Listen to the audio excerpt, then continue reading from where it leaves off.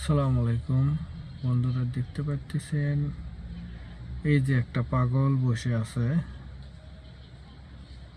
বৃষ্টির মধ্যে মেট্রো রেলের নিচে। এটাই মানবতা জীবন, মানবিক জীবন। কে কোথায় জীবন যাপন করবে ঠিক নেই। দেখতেছেন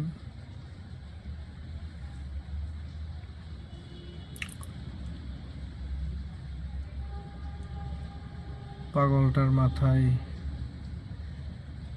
জট বাঁধা চুল, পরনে একটা লুঙ্গি, একটা শরীরে একটা জামা বা শার্ট গায়ে দেওয়া। সে খাইছে কিনা জানি না, সে খাবার সঠিকভাবে খাইতে পারে কিনা তাও জানি না। আর পাগলটা এই এলাকায় বা এখানে উদ্দেশ্য নিয়ে কি জন্য জীবনযাপন করতেছে সেটাও জানি না। সে কি প্রকৃতি পাগল, না বেশ ধরে আছে পাগলের বেশে।